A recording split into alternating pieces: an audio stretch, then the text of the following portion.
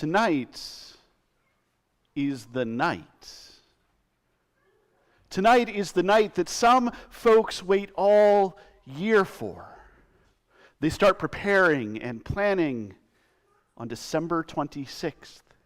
They start looking for sales. They start thinking through things. They start planning celebrations.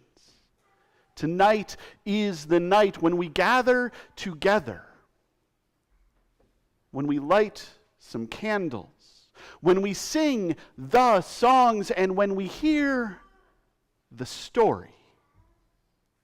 This story about parents who couldn't find a place to stay for the night and ended up among the animals. This story about a woman giving birth. This story about angels and shepherds. This story that is, let's face it, a little hard to believe. I need to own that.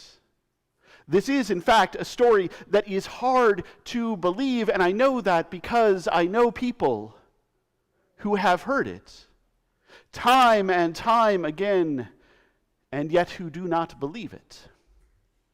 There are some people who simply do not believe it. There are other people who make a point of not believing it, and really all of us at some time or another have had trouble believing it. Maybe we have scoffed at it a little bit. Maybe we have just forgotten about it a little bit and laid it aside. It is, after all, a story that is hard to believe. Let me walk you through it. The first thing that is hard to believe: love creates the universe. Not just once, billions of years ago, but in every moment of every day.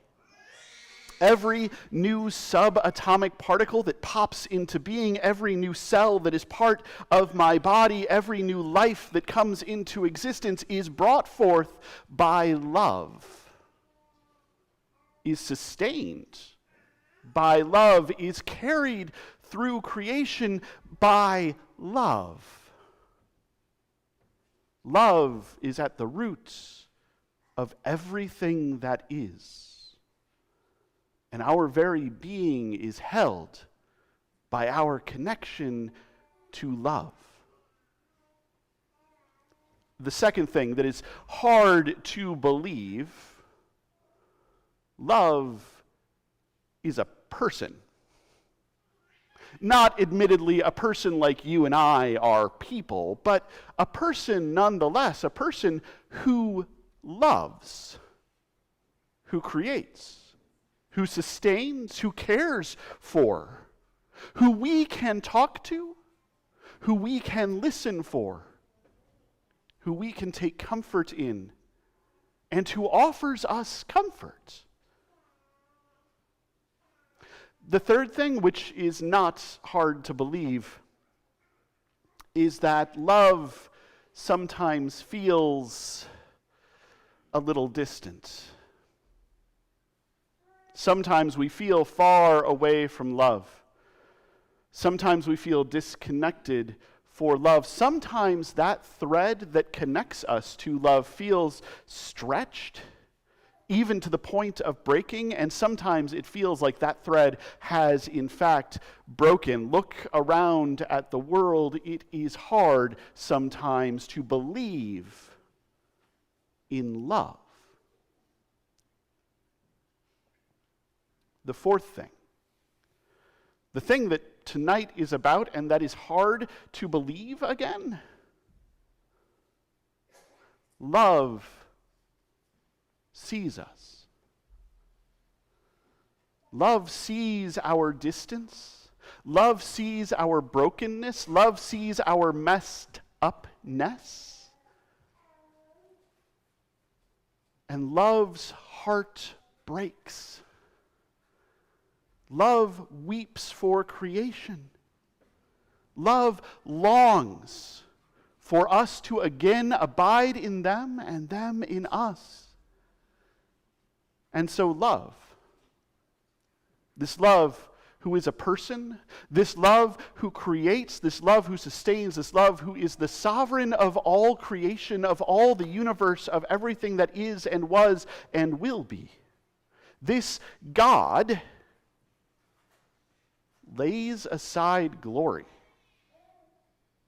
takes off their godness,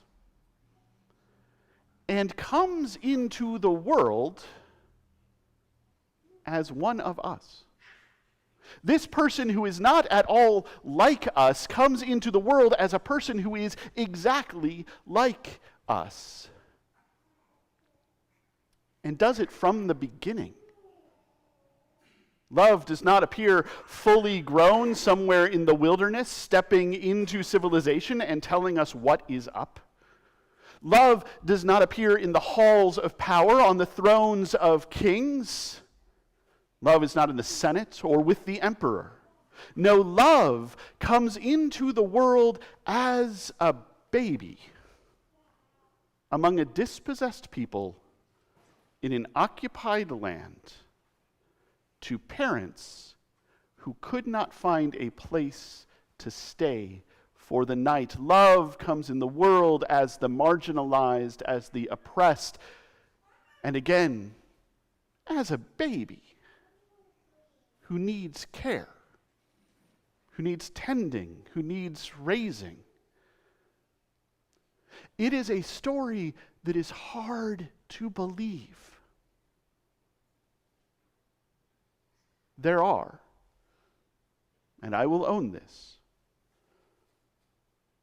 moments when I have trouble believing it.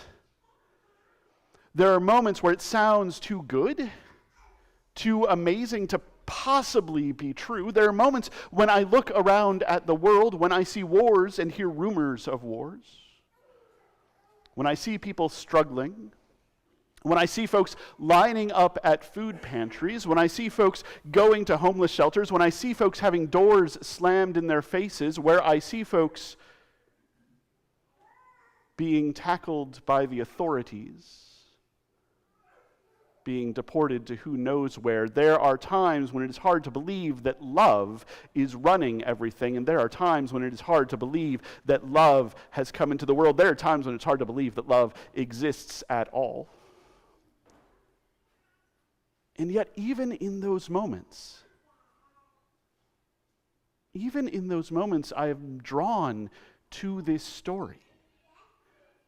I am drawn to this story that we tell on Christmas Eve about love coming into the world as one of us, about love taking on our humanity, taking on our createdness, that we might be redeemed, that we might be restored, that all of creation might be made new in love, that love might reign throughout the world.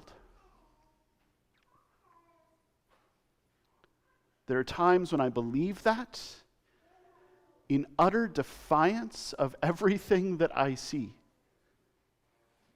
There are times when believing that is an act of the will, is an act of resistance, is an act of revolution against every power of sin, against every power of death, against every power that makes life less. There are times when believing that is like lighting a candle against the darkness that threatens to envelop us, that threatens to envelop me. And so I don't know where you are tonight. I don't know where you will be tomorrow or next week or next year. I do not know when you will have those moments when it is hard to believe this story that we have gathered to tell tonight, to hear tonight, to remember tonight. But I tell you that it is a story that is worth believing in those moments when we simply believe it, when it is just true, when we just know it. And it is a story that is worth believing in those moments when doubt seeks to overwhelm us, when it seems too good to believe, when it seems too hard to believe. Because it is by believing this story that we, as this people who follow Jesus, as this people who follow love, it is in this story that we find a source of hope, a source of peace, a source of justice, a source of joy, a source of love. It is in this story that we find ourselves again and anew. And so I am asking you, this season and every season, this Christmas, of course, and in the days to come, even as we move further and further from holidays and celebrations, to every so often tell this story. Tell it to yourselves, tell it to friends, tell it to neighbors, tell it to strangers. Not in a judgmental way, not in a I need you to believe this way, not in that kind of way that we all get very uncomfortable with whenever we start sharing stuff about our faith, but with this simple joy and this good news. Love is in charge. Love is sustaining us.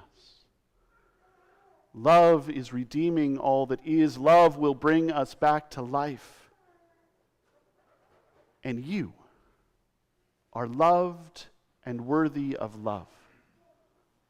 You are, in fact, loved by me, by each other, and most of all, by the God who would set aside everything to become this Christ, this source of hope and peace and justice and joy and love, who would set aside everything for all of creation of which you are a part and for you personally. And I know that there is more to the story. They sometimes sneak it into the Christmas carols in the second verse, just so you know that more is coming. But this is where it starts.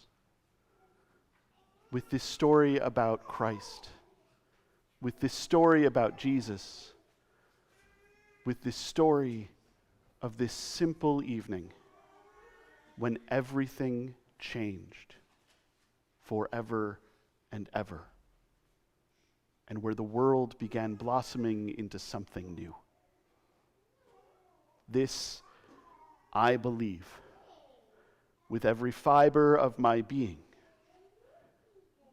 This story is the one that I enter in order to find myself, in order to be part of the revolution that is happening all around me, in order to nurture God's reign of love all around me, until the world is at last full of love, and the truth of this story is obvious, and it is easy to believe.